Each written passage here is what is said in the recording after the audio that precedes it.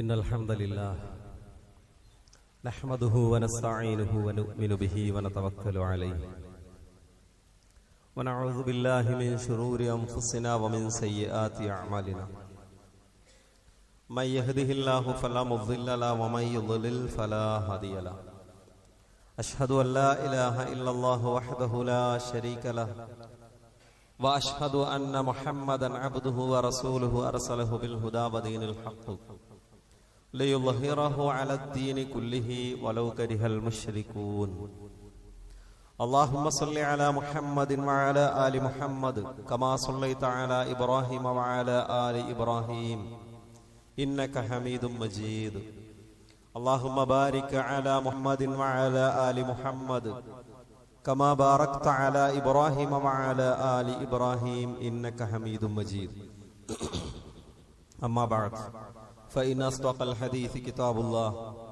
وأحسن السنن سنن محمد صلى الله عليه وسلم وشر الأمور محدثاتها وكل محدثة بدعة وكل بدعة ضلالة يا أيها الذين آمنوا اتقوا الله حق تقاته ولا تموتن إلا وأنتم مسلمون സ്നേഹം നിറഞ്ഞ വിശ്വാസിനികളെ സഹോദരി സഹോദരന്മാരെ, പ്രപഞ്ചനാഥനായ ലോകരക്ഷിതാവായ അള്ളാഹുവിനെ സൂക്ഷിച്ച് അള്ളാഹുവിൻ്റെ വിധിവിലക്കുകളും നിയമനിർദ്ദേശങ്ങളും ജീവിതത്തിൻ്റെ എല്ലാ സമയത്തിലും സന്ദർഭത്തിലും പാലിച്ചുകൊണ്ട് തഖ്വയോടുകൂടി സൂക്ഷ്മതാബോധത്തോടുകൂടി ജീവിക്കണേ എന്ന് ഓരോരുത്തരെയും ഓർമ്മപ്പെടുത്തുന്നു, വസിയത്ത് ചെയ്യുന്നു. അള്ളാഹു അവൻ്റെ സജ്ജനങ്ങളിൽ മുത്തഖീങ്ങളിൽ നമ്മെ എല്ലാവരെയും ഉൾപ്പെടുത്തി അനുഗ്രഹിക്കുമാറാകട്ടെ.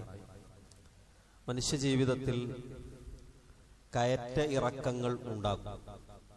എല്ലാ സമയവും ഒരേ രൂപത്തിൽ ആകണമെന്നില്ല. അതിൽപ്പെട്ട പലപ്പോഴും നമ്മൾ വലിയ പ്രയാസകരമായി കാണാറുള്ളതാണ് രോഗങ്ങൾ.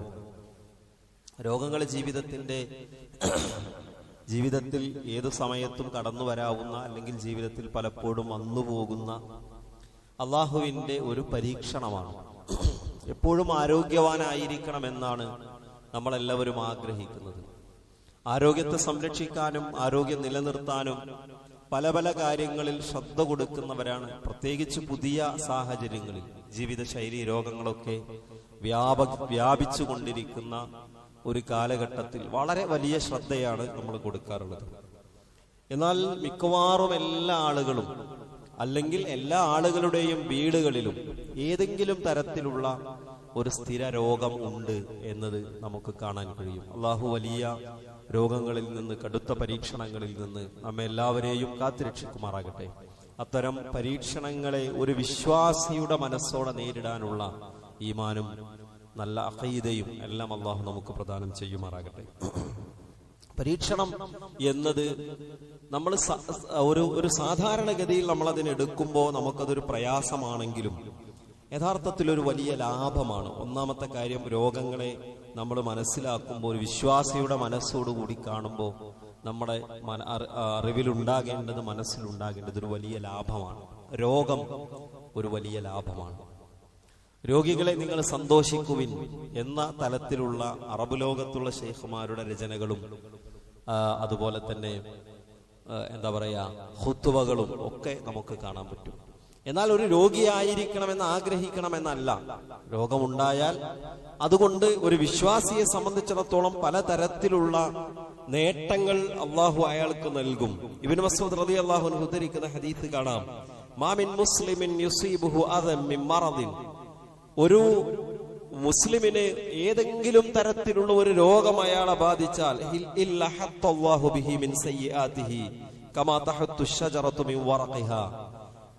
മരത്തിൽ നിന്ന് ഇലകൾ പൊഴിയുന്നത് പോലെ, മരം ഇല പൊഴിക്കുന്നത് പോലെ അള്ളാഹു അയാളുടെ പാപങ്ങൾ മായിച്ചു കളയും എന്ന് പ്രവാചകൻ സല്ലല്ലാഹു അലൈഹി വസല്ലം പഠിപ്പിക്കുകയാണ്. മയസാലുൽ ബലാഉ ബിൽ മുഅ്മിനി വൽ മുഅ്മിനതി ഫീ നഫ്സിഹി വവലദിഹി വമാലിഹി ഹത്താ യൽഖല്ലാഹു തആല വമാ അലൈഹി ഖതീഅ. ഒരു മനുഷ്യനിൽ പരീക്ഷണങ്ങൾ തുടർന്നുകൊണ്ടേയിരിക്കും. ഞാൻ പറയുന്നത് സുഹൃത്തുക്കളെ, സാമ്പത്തികമായ ക്രൈസിസിലൂടെ കടന്നു പോകുന്നവർ ഇവിടെ ഉണ്ടാവും. രോഗം കൊണ്ട് ബുദ്ധിമുട്ടുന്നവരുണ്ടാകും. അല്ലെ? പലതരത്തിലുള്ള പ്രയാസങ്ങൾ മനസ്സിനെ അലട്ടിക്കൊണ്ടിരിക്കുന്നവർ ഈ ശബ്ദം കേൾക്കുന്നതിന് ഉണ്ടാകും. പറയുന്നത് എന്താണ് പ്രവാചകൻ പഠിപ്പിച്ചത്? ഒരു വിശ്വാസിക്കും വിശ്വാസിനിക്കും അയാളുടെ ശരീരത്തിൽ, മക്കളിൽ, സമ്പത്തിൽ അള്ളാഹുവിന്റെ പരീക്ഷണം തുടർന്നുകൊണ്ടേയിരിക്കും. ഹത്താ യൽഖ അല്ലാഹ തആല, അള്ളാഹുവിനെ കണ്ടുമുട്ടുന്നത് വരെ. വമാ അലൈഹി ഖതിഅ, ഒരു തെറ്റും അയാളുടെ ശരീരത്തിലില്ലാതെ. ഒരു രോഗം വന്നാൽ ഒരു പാപം അള്ളാഹു പുറത്തു കൊടുക്കും. വേറെ അസുഖം വന്നാൽ വേറെ കുറെ പാപങ്ങൾ അള്ളാഹു പുറത്തു കൊടുക്കും. ഹത്താ യൽഖ അല്ലാഹ തആല, അങ്ങനെ അവൻ അള്ളാഹുവിനെ കണ്ടുമുട്ടുന്നത് ഒരു പാപവും ഇല്ലാത്തവനെ പോലെ ആയിരിക്കും എന്ന് പഠിപ്പിക്കുന്ന ഹദീസ് നമുക്ക് കാണാൻ കഴിയും. നോക്കൂ, അതിന്റെ ഒരു പ്രാധാന്യം, അതിന്റെ ഒരു മഹത്വം. രോഗം കൊണ്ട് അള്ളാഹു വിശ്വാസികൾക്ക് അയാളുടെ പാപങ്ങൾ പുറത്തു കൊടുക്കുന്നതിനെ സംബന്ധിച്ച് പ്രവാചകൻ പഠിപ്പിച്ച വല്ലാത്തൊരു വാചകമുണ്ട്. എന്താണെന്നറിയോ? ഖാല റസൂലുള്ളാഹി സ്വല്ലല്ലാഹു അലൈഹി വസല്ലം യവദ്ദു അഹ്ലുൽ ആഫിയതി യൗമൽ ഖിയാമ ഹീന യുഅത അഹ്ലുൽ ബലാഇ സവാബ്. പരീക്ഷിക്കപ്പെട്ട മനുഷ്യർക്ക്, ദുനിയാവിലെ ജീവിതത്തിൽ പരീക്ഷിക്കപ്പെട്ട മനുഷ്യർക്ക് അള്ളാഹു പരലോകത്ത് പ്രതിഫലം നൽകുന്നത് കാണുമ്പോ ആരോഗ്യമുള്ള ആളുകൾ ആഗ്രഹിച്ചു പോകും, എന്റെ ചർമ്മം, എന്റെ തൊലി മുഴുവൻ അള്ളാഹു ദുനിയാവിൽ എനിക്ക് കടുത്ത പരീക്ഷണങ്ങൾ തന്നാൽ മതിയായിരുന്നു. ആളുകൾ ഇസ്ലാമിനെ പരിഹസിക്കാറുണ്ട്. നിങ്ങൾ അള്ളാഹു എന്ത് കാരുണ്യവാനാ, ആളുകളുടെ കാഴ്ചയില്ലാതെ സൃഷ്ടിക്കുന്നു, കൈയില്ലാതെ ആളുകൾ ജനിക്കുന്നു, ചെവി കേൾക്കാത്തവരായ ആളുകൾ ജീവിക്കുന്നു, കുറെ കാലം രോഗികളായി കോമയിൽ കടക്കുന്നു. എന്നിട്ട് അള്ളാഹു കാരുണ്യവാനാണ് എന്ന് പറയുന്നതിൽ എന്തർത്ഥമാണുള്ളത് എന്ന് ചോദിക്കാറുണ്ട്. അല്ലെ? മനുഷ്യൻ ദുനിയാവ് വരെ, മരണം വരെ മാത്രമേ മനുഷ്യന്റെ ജന്മമുള്ളൂ, ജീവിതമുള്ളൂ എന്ന് ചിന്തിക്കുന്നവർക്കാണ് ഇതൊരു പ്രശ്നമായിട്ട് തോന്നുന്നത്. എന്നാൽ ഇവിടെ എത്ര കണ്ട് പരീക്ഷണങ്ങളുടെ ആഴത്തിലാണ് ഒരു മനുഷ്യൻ ജീവിക്കുന്നതെങ്കിൽ പരലോകത്ത്, സ്വർഗലോകത്ത് അതിനനുസരിച്ച് അല്ലാഹു സുബ്ഹാനഹു വ തആല അയാൾക്ക് പ്രതിഫലം നൽകും. പരലോകം കൂടി ഉൾപ്പെടുന്നതാണ് മനുഷ്യ ജീവിതം എന്ന് ചിന്തിക്കുന്ന ഒരാളെ സംബന്ധിച്ചിടത്തോളം അള്ളാഹുവിന്റെ കാരുണ്യമാണ് ഒരു പരീക്ഷിക്കപ്പെട്ട മനുഷ്യന്റെ ജീവിതത്തെ നമ്മൾ നോക്കിക്കാണുക. അള്ളാഹുവിന്റെ കാരുണ്യത്തെ കൂടി ചേർത്ത് വെച്ചുകൊണ്ടാണ്. അപ്പോ ഇവിടെ പരീക്ഷിക്കപ്പെട്ട ഒരു മനുഷ്യന് പരലോകത്ത് അല്ലാഹു പ്രതിഫലം നൽകുന്നത് കാണുമ്പോ ഇവിടെ ആരോഗ്യമുണ്ടായിരുന്ന മനുഷ്യൻ കൊതിച്ചു പോകും, ഞാൻ വലിയ രോഗങ്ങളിലൂടെ കടന്നുപോയാൽ മതിയായിരുന്നു എന്ന് മനുഷ്യൻ ആഗ്രഹിച്ചു പോകുന്നതാണ്. അതുകൊണ്ട് രോഗം ഒന്നാമത് നമ്മൾ മനസ്സിലാക്കേണ്ടത് അതൊരു പരീക്ഷണമാണ്. എന്താണ് എനിക്കിങ്ങനെ സംഭവിച്ചത്, ഞാൻ ആകെ പ്രയാസപ്പെട്ടുവല്ലോ, ഇതെന്റെ ഒരു കഷ്ടകാലമാണല്ലോ എന്നൊക്കെ പറഞ്ഞ് കാലത്തെ പഴിക്കുന്ന, അള്ളാഹുവിനെ ശപിക്കുന്ന, നിരന്തരമായി ശാപവാക്കുകൾ ഉരുവിടുന്ന അക്ഷമയുടെ ഒരു മനസ്സിലേക്ക് ഒരിക്കലും ഒരു വിശ്വാസി പോകാൻ പാടില്ല. നമ്മൾ ഈ ലോകത്ത് രോഗങ്ങളുടെ പ്രയാസം അനുഭവിക്കുകയും പരലോകത്ത് അതുകൊണ്ടൊരു നേട്ടവുമില്ലാത്തവരായി പോവുകയും ചെയ്യും. മറിച്ച് എന്താണ് വേണ്ടത്? അതിന്റെ പ്രതിഫലമാണ് നമ്മൾ പ്രതീക്ഷിക്കേണ്ടത്. കാലിൽ മുള്ളുകൊണ്ടാൽ പാപം പൊറുക്കപ്പെടുമെന്ന് പഠിപ്പിക്കപ്പെട്ടവരാണ് നമ്മൾ. പനിയുണ്ടായാൽ, ഒരു ഷുഗർ രോഗിയായാൽ, ഒരു പ്രഷർ രോഗിയായാൽ, ഒരു ഹൃദ്രോഗിയായാൽ, ഒരു മറ്റെന്തെങ്കിലും തരത്തിലുള്ള ഒരു പ്രയാസം നമ്മളെ ബാധിച്ചാൽ നമ്മൾ പരലോകത്തെ ആഗ്രഹിക്കണം. അല്ലാഹുവേ, ഇതിനുള്ള കൂലി എനിക്ക് പരലോകത്ത് നൽകണേ എന്ന പ്രാർത്ഥനയോടുകൂടി ക്ഷമിച്ചുകൊണ്ടാണ് രോഗത്തെ നമ്മൾ അഭിമുഖീകരിക്കേണ്ടത് എന്നാണ് ഒന്നാമത് അതിൽ പറയാനുള്ളത്. രണ്ടാമത്തേത്, നമ്മൾ രോഗത്തെ സംബന്ധിച്ചിടത്തോളം ഇസ്ലാം പഠിപ്പിക്കുന്നത് ചികിത്സിക്കണമെന്നാണ്. തവക്കുലിനെ അനാവശ്യമായി വിശദീകരിച്ച് ചികിത്സയിൽ നിന്ന് ആളുകളെ പിന്തിരിപ്പിക്കുന്ന ആളുകളെ നമുക്ക് കാണാൻ പറ്റും. ദീന് പറഞ്ഞുകൊണ്ട് ശരിക്കും തവക്കുൽ എന്ന് പറഞ്ഞാൽ ചികിത്സിക്കാതിരിക്കലല്ല. അള്ളാഹുവിന്റെ പരീക്ഷണത്തിലെ ക്ഷമ എന്ന് പറഞ്ഞാൽ ചികിത്സയിൽ നിന്ന് പിന്മാറലല്ല. മറിച്ച് ഇസ്ലാം പഠിപ്പിച്ചത്, നിങ്ങൾ രോഗിയാണോ, നിങ്ങൾക്ക് മരുന്ന് അള്ളാഹു നൽകിയിട്ടുണ്ട്, നിങ്ങൾ ചികിത്സിക്കണം. എല്ലാ മരുന്നും ഒരുപക്ഷെ മനുഷ്യൻ കണ്ടെത്തിയിട്ടുണ്ടാവണമെന്നില്ല. കാരണം റസൂലുള്ളാഹി സ്വല്ലല്ലാഹു അലൈഹി വസല്ലം മാ അൻസലല്ലാഹു മിൻ ദാ, അള്ളാഹു ഒരു രോഗം ഇറക്കിയിട്ടുണ്ടെങ്കിൽ ഇല്ലാ അൻസല ലഹു ശിഫാ, അള്ളാഹു അതിനെ മരുന്നും ഇറക്കിയിട്ടുണ്ട്. വേറെ ഹദീസിൽ ഇബ്നു അബ്ബാസ് റളിയല്ലാഹു അൻഹുമാ ഉദ്ധരിക്കുന്നു, തദാവു ഇബാദല്ലാഹ്, അള്ളാഹുവിന്റെ അടിമകളെ നിങ്ങൾ ചികിത്സിക്കണം. അള്ളാഹുവിന്റെ റസൂൽ പറയാണ്, നിങ്ങൾ ചികിത്സിക്കണം. ഒരു രോഗത്തെയും അള്ളാഹു വിട്ടിട്ടില്ല. ഇല്ലാ വലഅമാഹു ശിഫാഅൻ ഇല്ലൽ ഹറം, വാർദ്ധക്യമല്ലാതെ ഏതൊരു രോഗത്തെ അള്ളാഹു ഈ ഭൂമിയിലേക്ക് നൽകിയിട്ടുണ്ടോ അതിന്റെ കൂടെ അള്ളാഹു മരുന്നും നൽകിയിട്ടുണ്ട്. അതുകൊണ്ട് നിങ്ങൾ ചികിത്സിക്കണമെന്ന് പ്രവാചകൻ സല്ലല്ലാഹു അലൈഹി വസല്ലമ ആവർത്തിച്ചു പഠിപ്പിക്കുന്ന ഹദീസ് നമുക്ക് കാണാൻ കഴിയും. ഇന്നല്ലാഹ അസ്സ വജൽ, അല്ലാഹു സുബ്ഹാനഹു വ തആല അൻസല ദാഅ വദ്ദവാ. ഞാൻ ആവർത്തിച്ച് ഈ ഹദീസുകൾ ഇങ്ങനെ പറയണെന്തിനറിയോ? ഇതാ നമ്മൾ തെറ്റിദ്ധരിക്കാൻ പാടില്ല, വഞ്ചിതരാകാൻ പാടില്ല. തവക്കുൽ പറഞ്ഞിട്ടാണ് നിങ്ങളൊന്നും ഡോക്ടറെ കാണാൻ പോണ്ടെന്ന് ചില ആൾക്കാർ പറയുന്നത്. അത് ശരിയല്ല. പ്രവാചകൻ പഠിപ്പിച്ച ഇതാ, അള്ളാഹു നിങ്ങൾക്ക് രോഗവും മരുന്നും നൽകിയിട്ടുണ്ട്. വജഅല ലികുല്ലി ദാഇൻ ദവാ, എല്ലാ രോഗങ്ങൾക്കും അള്ളാഹു മരുന്നിനെ നിശ്ചയിച്ചിട്ടുണ്ട്. ഫതദാവൂ, അതുകൊണ്ട് നിങ്ങൾ ചികിത്സിക്കണം. വലാ തദാവൂ ബിഹറാം, നിങ്ങൾ ഹറാം കൊണ്ട് ചികിത്സിക്കാൻ പാടില്ല. അതുകൊണ്ട് വിശ്വാസി എന്തായിട്ട്? ഒന്ന്, ക്ഷമ കാണിക്കണം. ക്ഷമിക്ക്. പിന്നെ തവക്കുൽ ചെയ്ത് വീട്ടിലിരിക്കുക എന്ന് പറഞ്ഞാൽ വീട്ടിലിരിക്കാൻ പറ്റുമോ?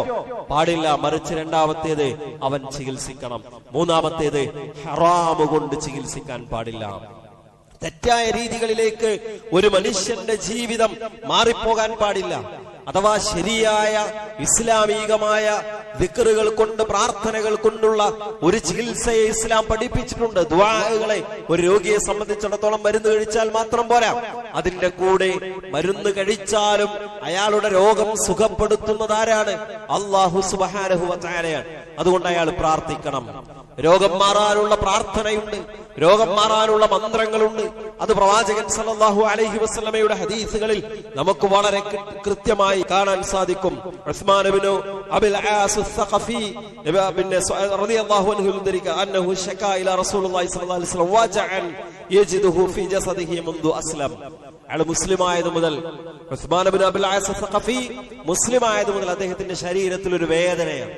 അപ്പൊ നബി സല്ലല്ലാഹു അലൈഹി വസല്ലമ അദ്ദേഹത്തോട് പറഞ്ഞതാണ്, നിന്റെ ശരീരത്തിൽ എവിടെയാണോ നിനക്ക് വേദനയുള്ള അവിടെ നിന്റെ കൈവെക്കുക. എന്നിട്ട് എന്താണ് വേണ്ടത്? വഖാല ബിസ്മില്ലാഹി സലാസ, 3 തവണ ബിസ്മില്ലാ ബിസ്മില്ലാ ബിസ്മില്ലാ എന്ന് പറയണം. പിന്നെയോ വഖുൽ 7 മററാത്തിൻ അഊദു ബില്ലാഹി വഖുദ്റതിഹി മിൻ ശർരി മാ അജിദു വഉഹാദിർ, 7 തവണ അഊദു ബില്ലാഹി വഖുദ്റതിഹി, അല്ലാഹുവിനെ കൊണ്ട് അവന്റെ കഴിവ് കൊണ്ട് ഞാൻ കാവൽ ചോദിക്കുന്ന, രക്ഷ തേടുന്നു. മിൻ ശർരി മാ അജിദു വഉഹാദിർ, ഞാൻ നേരിടുന്ന, ഞാൻ അനുഭവിക്കുന്ന പ്രയാസങ്ങളിൽ നിന്ന്, അതിന്റെ ഷർറിൽ നിന്ന് ഞാൻ ഇതാ അല്ലാഹുവിനോട് രക്ഷ തേടുന്നു. പറയുന്നത് ഇസ്ലാമികമായ ദുആകളുണ്ട്, മന്ത്രങ്ങളുണ്ട്, പ്രവാചകൻ പഠിപ്പിച്ചതുണ്ട്, ഇസ്ലാമിക പ്രമാണങ്ങളിൽ സ്ഥിരപ്പെട്ടതുണ്ട്. ഒരു വിശ്വാസി രോഗം വരുമ്പോ രോഗം മാറാനും പ്രവാചകന്റെ സുന്നത്തിനെ അനുധാവനം ചെയ്യാനും അത്തരം രീതികൾ സ്വീകരിക്കുക എന്നത് ഇസ്ലാമിക മര്യാദകളിൽ പെട്ടതാണ്. കൂലി കിട്ടുന്ന കാര്യമാണ്. രോഗം അല്ലാഹു സുഖപ്പെടുത്തുമെന്നതിനോടൊപ്പം തന്നെ അത് പ്രവാചകന്റെ ഒരു സുന്നത്തിനെ ജീവിപ്പിക്കലാണ്. തലക്ക് വേദനയുണ്ടായ ബിസ്മില്ലാ ബിസ്മില്ലാ ബിസ്മില്ലാ അഊദു ബിഖുദ്റത്തില്ലാഹി അഊദു ബില്ലാഹി വഖുദ്റതിഹി മിൻ ശർരി മാ അജിദു വഹാദിർ, 7 തവണ പറയുക. പ്രവാചകൻ സല്ലല്ലാഹു അലൈഹി വസല്ലമ പഠിപ്പിച്ച സംഗതിയാണ്. നബി സല്ലല്ലാഹു അലൈഹി വസല്ലമക്ക് രോഗം വന്നു. പ്രവാചകൻ സല്ലല്ലാഹു അലൈഹി വസല്ലമക്ക് രോഗം ബാധിച്ചു. അപ്പൊ പ്രവാചകന്റെ അടുക്കേക്ക് ജിബ്രീൽ അലൈഹിസ്സലാം വന്നു. പ്രവാചകൻ പറയാണ്, അതാനി ജിബ്രീൽ ഫഖാല യാ മുഹമ്മദ് ഇഷ്തകൈത്, മുഹമ്മദേ നിനക്ക് രോഗമാണോ അസുഖമാണോ? ഖുൽതു നഅം, ഞാൻ പറഞ്ഞു അതെ എനിക്ക് അസുഖമാണ്, രോഗമാണ്. അപ്പോ ജിബ്രീൽ അലൈഹിസ്സലാത്തു വസ്സലാം പ്രവാചകൻ സല്ലല്ലാഹു അലൈഹി വസല്ലമക്ക് മന്ത്രിച്ചു കൊടുക്കുകയാണ്, ബിസ്മില്ലാഹി അർഖീക മിൻ കുല്ലി ഷൈഇൻ യുഅദീക മിൻ ശർരി കുല്ലി നഫ്സിൻ വഅയ്നിൻ ഹാസിദിൻ ബിസ്മില്ലാഹി അർഖീക വല്ലാഹു യശ്ഫീക. ജിബ്രീൽ അലൈഹിസ്സലാം പ്രവാചകൻ സല്ലല്ലാഹു അലൈഹി വസല്ലമക്ക് വേണ്ടി പ്രാർത്ഥിക്കുന്നു. പ്രവാചകൻ സല്ലല്ലാഹു അലൈഹി വസല്ലമക്ക് വേണ്ടി മന്ത്രിച്ചു നൽകുന്നു, ബിസ്മില്ലാഹി അർഖീക, അല്ലാഹുവിന്റെ നാമം കൊണ്ട് ഞാനിതാ നിനക്ക് മന്ത്രിക്കുന്നു. മിൻ കുല്ലി ഷൈഇൻ യുഅദീക, നിനക്ക് പ്രയാസമുണ്ടാക്കുന്ന എല്ലാ കാര്യങ്ങളിൽ നിന്നും.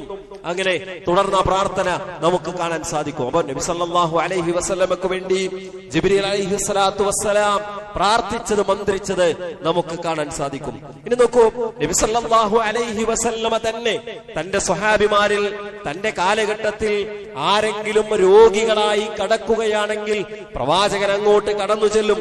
എന്നിട്ട് പ്രവാചകൻ തനിക്ക് തൊടാൻ അനുവദിക്കപ്പെട്ട മഹറമായ അല്ലെങ്കിൽ പുരുഷന്മാരായ ആളുകളാണെങ്കിൽ അയാളുടെ കയ്യിൽ, ശരീരത്തിൽ വലതു കൈവെക്കും.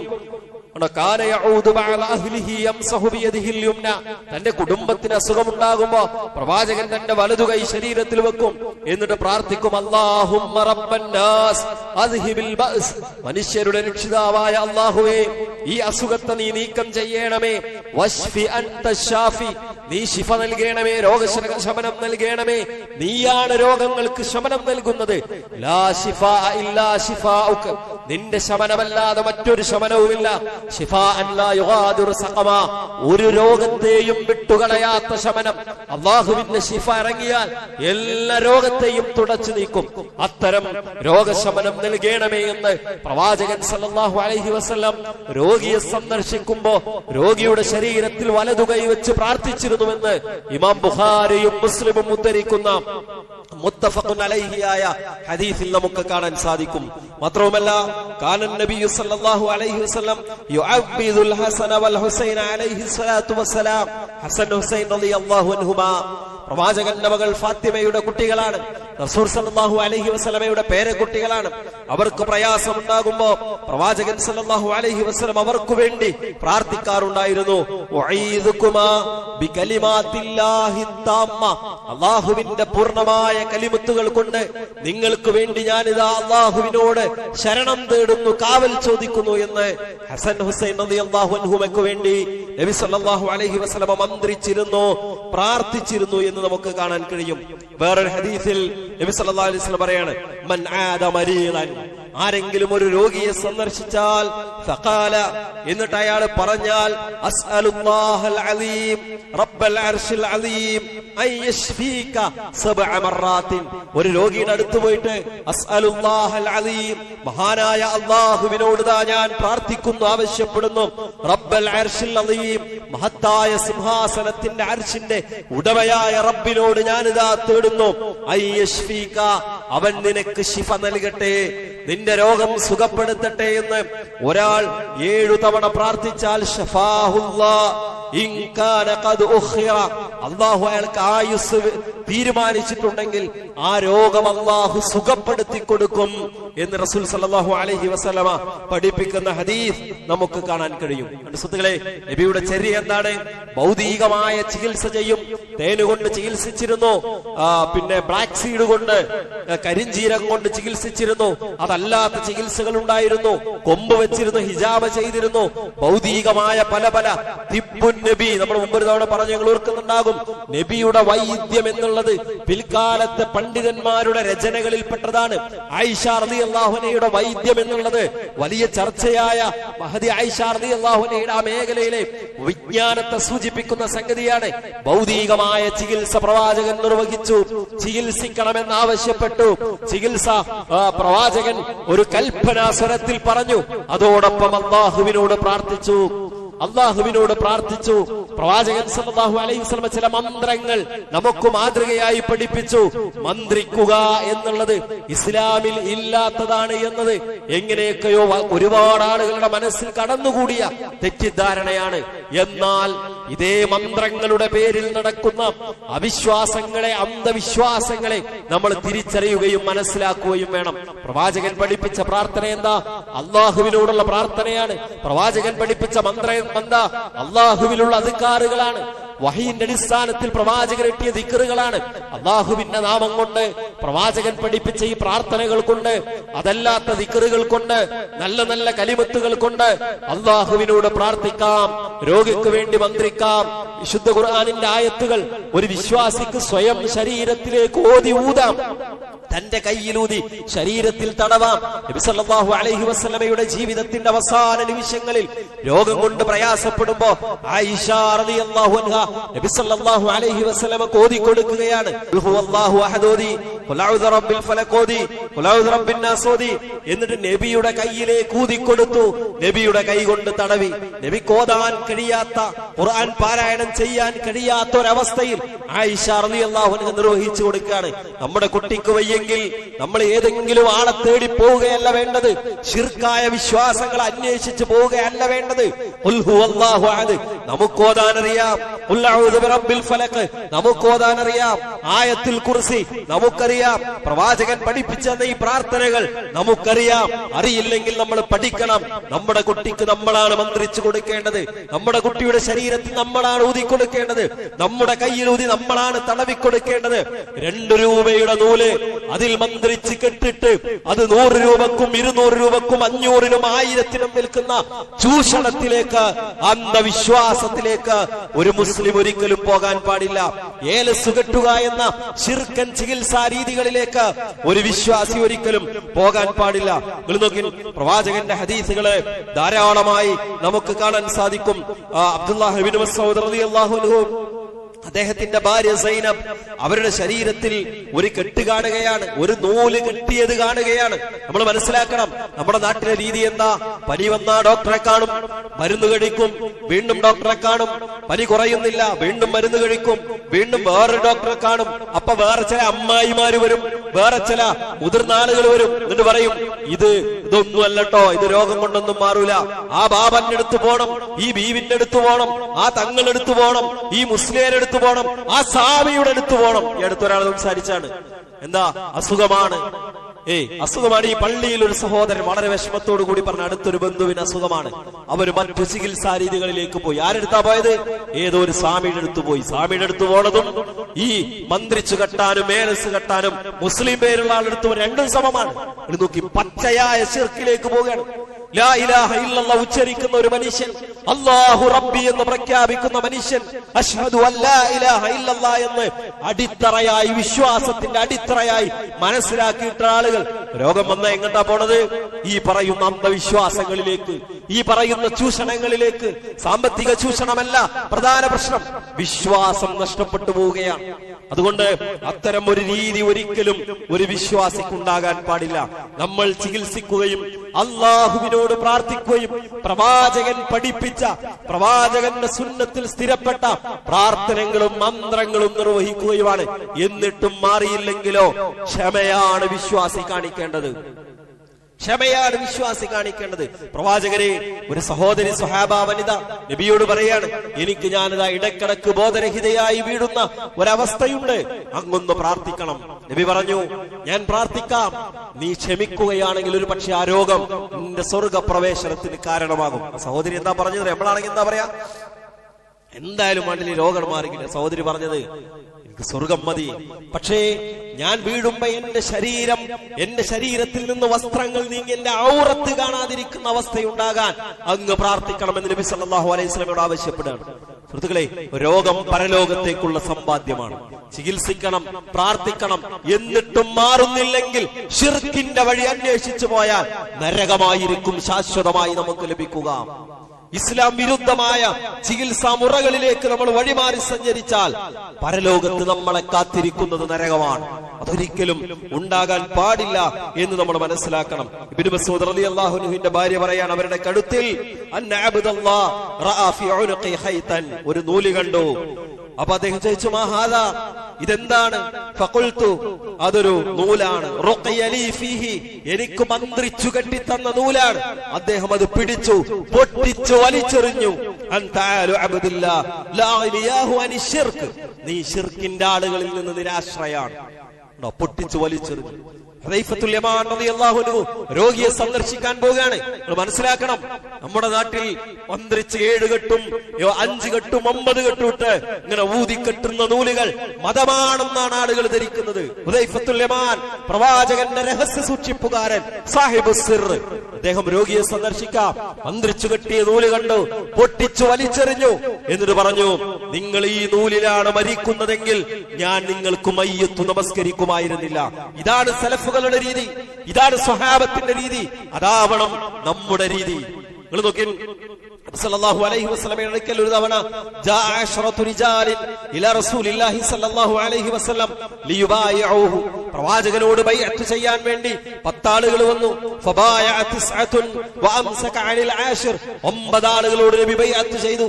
10ാമത്തെ ആളിൽ നബി കൈവലിച്ചു, ബൈഅത്ത് ചെയ്തില്ല. ഞാൻ മുസ്ലിമായി ജീവിക്കുന്നു എന്ന് നബിയുടെ കൈ പിടിച്ച് പ്രതിജ്ഞ ചെയ്ത് ഇസ്ലാമിലേക്ക് പ്രവേശിക്കാണ്. 10ാമത്തെ ആളുടെ ശരീരത്തിൽ അയാൾ ചോദിച്ചു, മാ ശഅനുഹു, എന്താണ് പ്രവാചകരെ അയാളോട് ബൈഅത്ത് ചെയ്യാതിരിക്കാനുള്ള കാരണം? ഇന്ന ഫീ അളുദിഹി തമീമ, അയാളുടെ കയ്യിൽ ഒരു ഏലസ് ഉണ്ട്. ഫഖതഅ അർ-റജുലു തമീമ, അത് പൊട്ടിച്ചു വലിച്ചെറിഞ്ഞു. ഏലസ് പൊട്ടിച്ചു വലിച്ചെറിഞ്ഞപ്പോഴാണ് നബി സല്ലല്ലാഹു അലൈഹി വസല്ലമ എന്താണ് ബൈഅത്ത് ചെയ്തത്. മാത്രവുമല്ല പ്രവാചകൻ പഠിപ്പിച്ചു, മൻ തഅല്ലഖ തമീമതൻ ഫഖദ് അശ്റക, ഫഖദ് അശ്റക, ആരെങ്കിലും ഏലസ് കെട്ടിയാൽ, ഐക്കല്ല് കെട്ടിയാൽ അയാൾ ശിർക്ക് ചെയ്തു എന്ന് അല്ലാഹുവിന്റെ റസൂലിന്റെ വാചകമാണ്. നമ്മളത് മനസ്സിലാക്കാതെ പോകരുത്. നോക്കിൻ, ഒരു ജ്യോത്സ്യനെ സമീപിച്ചാൽ മതി, ഒരു മാരണക്കാരനെ സമീപിച്ചാൽ മതി, ഒരു സാഹിറിനെ പോയി കണ്ടാൽ മതി എന്ന പ്രവാചകൻ പറഞ്ഞത്. മന്നതാ കാഹിനൻ ഔ അറാഫൻ ഫസദ്ദഖഹു ബിമാ യഖൂൽ ഫഖദ് കഫറ ബിമാ ഉൻസില അലാ മുഹമ്മദ്. ഒരാൾ ഒരു ജ്യോത്സ്യന്റെ അടുത്ത് പോയി, ഒരു മാരണക്കാരന്റെ അടുത്ത് പോയി, മാറാത്ത സുഖാണ്, ആരോ ചെയ്തതാണ്, എന്നിട്ടോ ഏതൊക്കെ ആളെ പോയി സമീപിക്കണം. അവരുടെ അടുത്ത് പോയാൽ, അവരുടെ അടുത്ത് പോയാൽ ലം തുഖ്ബൽ ലഹു സലാത്തു 40 സന 40 ലൈല, 40 ദിവസത്തെ അല്ലാഹു സ്വീകരിക്കൂല. 40 ദിവസത്തെ നിസ്കാരം അല്ലാഹു സ്വീകരിക്കൂല. എപ്പോ? ജ്യോത്സ്യനെ പോയി കണ്ടാൽ, ഈ കൂടോത്രക്കാരെ പോയി കണ്ടാൽ, ഈ തൽസമാത്തിന്റെയും അസ്മാഇന്റെയും ആളുകളെ പോയി കണ്ടാൽ 40 ദിവസം നിസ്കാരം അല്ലാഹു സ്വീകരിക്കൂല. നബിയുടെ ഹദീസാണ് സുഹൃത്തുക്കളെ. ഇനിയോ ബാക്കി എന്താ? അയാൾ പറയുന്നത് വിശ്വസിച്ചാൽ ഫഖദ് കഫറ ബിമാ ഉൻസില അലാ മുഹമ്മദ്, അയാൾ ഖുർആനിൽ അവിശ്വസിച്ചവനായി. അയാൾ കുഫ്ർ ചെയ്തു, കഫറാണ്. ഖുർആനിൽ അവിശ്വസിച്ചു പറഞ്ഞാൽ കഫറ, കാഫിറായി പോയി. അതുകൊണ്ട് അത്തരം അബദ്ധങ്ങളിലേക്ക് പോകാതിരിക്കാൻ നമ്മൾ ശ്രദ്ധിക്കണമെന്നാണ് സൂചിപ്പിക്കാനുള്ള. ഇസ്ലാം പഠിപ്പിച്ച ചികിത്സാ രീതികളുണ്ട്, അതനുസരിച്ച് മുന്നോട്ട് പോകാനാണ് നമ്മൾ ശ്രദ്ധിക്കേണ്ടത്. അള്ളാഹു അനുഗ്രഹിക്കുമാറാകട്ടെ.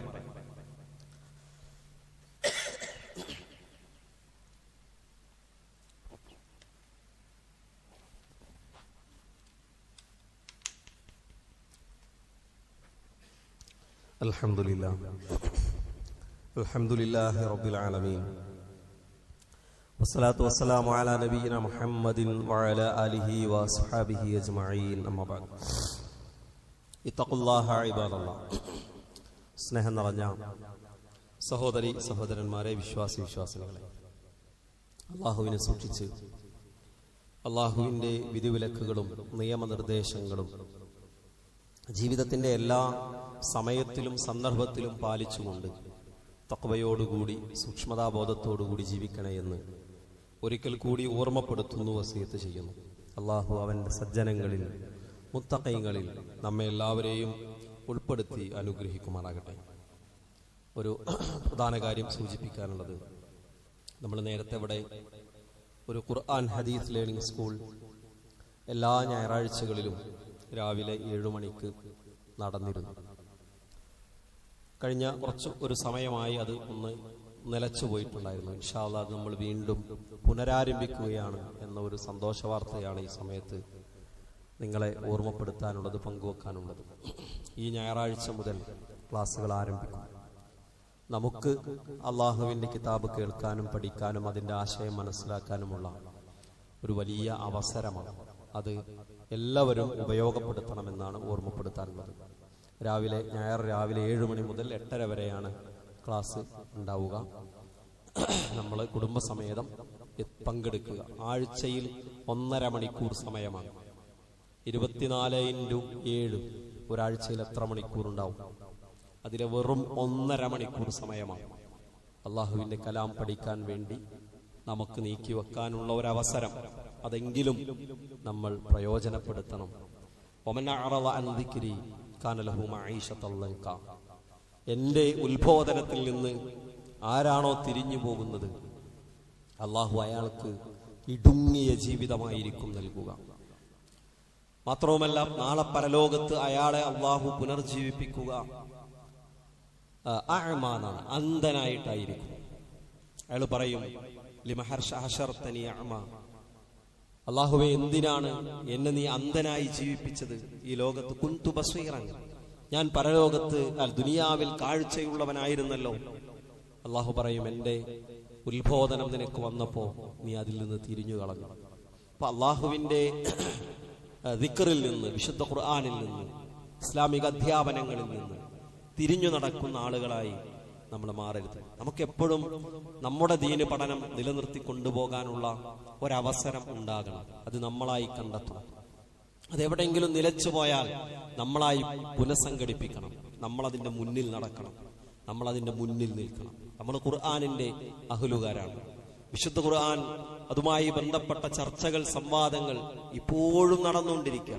നമ്മൾ അഭിമാനത്തോടു കൂടി പറയും ഖുർആൻ 14 നൂറ്റാണ്ടുകൾ അതിജയിച്ച ഗ്രന്ഥമാണ്. നമ്മൾ അഭിമാനത്തോടു കൂടി പറയും ലോകാവസാനം വരെ ഒരു മാറ്റത്തിനും കാരണം ആകാതെ, വിധേയമാകാതെ നിലനിൽക്കുന്ന മുഹമ്മദ് റസൂലുള്ളാഹി സ്വല്ലല്ലാഹു അലൈഹി വസല്ലമക്ക് നൽകിയ മുഅ്ജിസത്താണ്. പക്ഷേ നമ്മളും ഖുർആനുമായുള്ള ബന്ധം എന്താണ്? നമുക്ക് എത്ര ജുസ്ഉകൾ മനപ്പാടമുണ്ട്? നമുക്ക് എത്ര ആയത്തുകളുടെ അർത്ഥമറിയും? നമുക്ക് സൂറത്തുൽ ഫാത്തിഹയുടെ എന്നും ഓതുന്ന സൂറത്തുൽ ഫാത്തിഹയുടെ അർത്ഥമറിയുമോ? ചെറിയ അമ്മജുസിയിലെ അധ്യായങ്ങളുടെ അർത്ഥമറിയുമോ? നമ്മൾ ഇന്നും നിസ്കാരത്തിലേക്ക് ഖുൽ ഹുവല്ലാഹു തന്നെ ഇങ്ങനെ ഓതുന്ന ഒരു രീതിയാണോ? അതായിരുന്നോ പ്രവാചകൻ സല്ലല്ലാഹു അലൈഹി വസല്ലം നിസ്കാരം? അല്ലല്ലോ. ഖുർആൻ പഠിച്ചവർക്ക് പരലോകത്ത് കിട്ടുന്ന നേട്ടങ്ങൾ, അവർക്ക് പ്രത്യേകമായ കിരീടം അല്ലാഹു അണിയിച്ചു കൊടുക്കും. ഖുർആൻ പഠിപ്പിച്ച മക്കളെ പഠിപ്പിച്ചവർക്ക് അല്ലാഹു പ്രത്യേകമായ വളയങ്ങളും വസ്ത്രങ്ങളും അണിയിച്ചു കൊടുക്കും. അവർ ചോദിക്കും, ലിമ കുസീന ഹാദാ, അല്ലാഹുവേ എന്തിനാണ് ഞങ്ങൾക്ക് ഇത് നൽകി അണിയിക്കപ്പെട്ടത്? ലിഅഖ്ദി വലദികുമൽ ഖുർആൻ, നിങ്ങളുടെ മക്കള് ഖുർആൻ പഠിച്ചോണ്ട. മക്കള് ഖുർആൻ പഠിച്ച വാപ്പാനും ഉമ്മാനെയും അല്ലാഹു ആദരിക്കുന്നതാണ്. അത്രമേൽ മഹത്തരമാണ്. അല്ലാഹുവിന്റെ കലാമാണ്. ലോകത്തെല്ലാം അല്ലാഹു അല്ലാത്തതെല്ലാം അല്ലാഹുവിന്റെ സൃഷ്ടിയാണ്. എന്നാൽ ഖുർആൻ അല്ലാഹുവിൽ നിന്നുണ്ടായ അല്ലാഹുവിന്റെ കലാമാണ്. അത്രമേൽ മഹത്വമുള്ള, നമ്മുടെ മേൽ പഠിക്കൽ ബാധ്യതയായിട്ടുള്ള, അനിവാര്യമായിട്ടുള്ള ഒരു സംഗതിയാണ്. അതിനുള്ള അവസരം ഇൻഷാ അല്ലാഹ് ഈ ഞായറാഴ്ച മുതൽ ഒരിക്കൽ കൂടി നമ്മൾ പുനഃസംഘടിപ്പിക്കുകയാണ്. നിങ്ങളെല്ലാവരും അതിൽ പങ്കെടുക്കാൻ, അല്ലെങ്കിൽ നമ്മുടെ വീടിനോട് അടുത്ത അത്തരം ഒരു പഠന സംവിധാനത്തിൽ നമ്മുടെ ഒരാഴ്ചയിലെ കുറഞ്ഞ സമയമെങ്കിലും ചെലവഴിക്കാൻ നമ്മൾ ശ്രദ്ധിക്കണം. ഒരുപാട് കാരണങ്ങൾ നമ്മുടെ മനസ്സിലേക്ക് വരും. കുറെ കാലമായിട്ട് ഞാൻ പേന പിടിച്ചിട്ട് എനിക്ക് എഴുതാൻ കഴിയില്ലെങ്കിൽ എഴുതണ്ട. പഠിച്ചാൽ പഠിയണ്ട. നമുക്കൊരു നീയത്തുണ്ടാകും. പഠിക്കണമെന്ന നീയത്തോടു കൂടി അവിടെ ഇരിക്കാം. അള്ളാഹിനോട് പറയാൻ പറ്റും, പടച്ചോനെ ഞാൻ ശ്രമിച്ചു എന്ന്, നമ്മുടെ ഉത്തരവാദിത്തം നിർവഹിക്കാൻ പരിശ്രമിച്ചു എന്ന് പടച്ചോനോട് ഉദിർ പറയാൻ കഴിയും. അവിടെ ഇരിക്കുമ്പോൾ അയാളെ കുറിച്ച് അള്ളാഹുവിന്റെ അടുക്കൽ പ്രത്യേകമായി പരാമർശിക്കപ്പെടും. ദീന് ഖുർആൻ പഠിപ്പിക്കപ്പെടുന്ന ഒരു അള്ളാഹുവിന്റെ വീട്ടിലിരുന്ന് ഖുർആൻ ഓതുകയും അത് ചർച്ച ചെയ്യുകയും ചെയ്യുന്ന ആളുകളെ സംബന്ധിച്ചിടത്തോളം ഇല്ല നസലത്ത് അലൈഹിമുസ് സക്കീന, അള്ളാഹിന്റെ സമാധാനം ഇറങ്ങും. വഹഫത്തുഹുമുൽ മലായിക, മലക്കുകൾ അവരെ ചുറ്റിപ്പൊതിയും. ഉണ്ടോ? അള്ളാഹുവിന്റെ മലഉൽ അലയിൽ, ഉന്നത സഭയിൽ അയാളുടെ പേര് പരാമർശിക്കപ്പെടും. ആ കൂലി പ്രതീക്ഷിച്ച്, ആ പുണ്യം പ്രതീക്ഷിച്ചെങ്കിലും നമ്മൾ അതിനകത്തേക്ക് വരണം എന്നാണ് ഒന്നാമതായി ഓർമ്മപ്പെടുത്താനുള്ളത്. അതോടൊപ്പം ക്ലാസ് സംഘടിപ്പിച്ചു പോകാൻ കുറച്ച് കസേരകളുടെ ആവശ്യമുണ്ട്. അതിലേക്കും നിങ്ങൾക്ക് ഏതെങ്കിലും നിലക്ക് സഹായിക്കാൻ കഴിയുമെങ്കിൽ നൽകാവുന്നതാണ്. അള്ളാഹു അനുഗ്രഹിക്കുമാറാകട്ടെ. നമ്മുടെ എല്ലാ സൽക്കർമ്മങ്ങളും അള്ളാഹു നമ്മിൽ നിന്ന് സ്വീകരിക്കുമാറാകട്ടെ. നമ്മിൽ നിന്ന് വന്നുപോയ ചെറുതും വലുതുമായ എല്ലാ തെറ്റുകുറ്റങ്ങളും അള്ളാഹു നമുക്ക് പുറത്തു മാപ്പ് നൽകുമാറാകട്ടെ. പലതരത്തിലുള്ള പ്രയാസങ്ങൾ അനുഭവിക്കുന്ന ആളുകളുണ്ട്. പ്രാർത്ഥന കൊണ്ട് വസിയത്ത് ചെയ്തവരുണ്ട്. അള്ളാഹു എല്ലാവരുടെയും പ്രയാസങ്ങൾ ദൂരീകരിച്ച് നൽകുമാറാകട്ടെ. രോഗങ്ങൾ കൊണ്ട് ബുദ്ധിമുട്ടുന്നവർക്ക് അള്ളാഹു വളരെ വേഗത്തിലുള്ള രോഗശമനം നൽകി അനുഗ്രഹിക്കുമാറാകട്ടെ. നമ്മിൽ നിന്ന് നമ്മുടെ ജീവിച്ചിരിക്കുന്ന പ്രിയപ്പെട്ട നമ്മുടെ മാതാപിതാക്കൾ, വാർദ്ധക്യത്തിന്റെ അവശതകളിൽ കഴിയുന്നവർ, അള്ളാഹു അവർക്ക് അയ്യത്തും ആരോഗ്യവും നൽകി അനുഗ്രഹിക്കട്ടെ. നമ്മിൽ നിന്ന് വേർപിരിഞ്ഞു പോയ നമ്മുടെ പ്രിയപ്പെട്ട മാതാപിതാക്കൾ, ആദർശ ബന്ധുക്കൾ, കുടുംബ ബന്ധുക്കൾ, അള്ളാഹു എല്ലാവർക്കും മഗ്ഫിറത്തും മർഹമത്തും നൽകി അനുഗ്രഹിക്കുമാറാകട്ടെ. അല്ലാഹുമ്മ ഗ്ഫിർ ലിൽ മുഅ്മിനീന വൽ മുഅ്മിനാത്ത് വൽ മുസ്ലിമീന വൽ മുസ്ലിമാത്ത് അൽ അഹ്യാഇ മിൻഹും വൽ അംവാത്ത് ഇന്നക മുജീബുദ് ദഅവാതി യാ ഖാദിയൽ ഹാജാത്ത്. അല്ലാഹുമ്മ അജിർനാ മിനൻ നാർ, അല്ലാഹുമ്മ അജിർനാ മിനൻ നാർ, അല്ലാഹുമ്മ അജിർനാ മിനൻ നാർ വഅദ്ഖിൽനൽ ജന്നത യാ റബ്ബൽ ആലമീൻ. അല്ലാഹുമ്മ അഇസ്സൽ ഇസ്ലാമ വൽ മുസ്ലിമീൻ وأذل الشرك والمشركين. ربنا آتنا في الدنيا حسنة وفي الآخرة حسنة وقنا عذاب النار. ربنا تقبل منا إنك أنت السميع العليم وتب علينا إنك أنت التواب الرحيم. اللهم صل على محمد وعلى آله وأصحابه وسلم والحمد لله رب العالمين.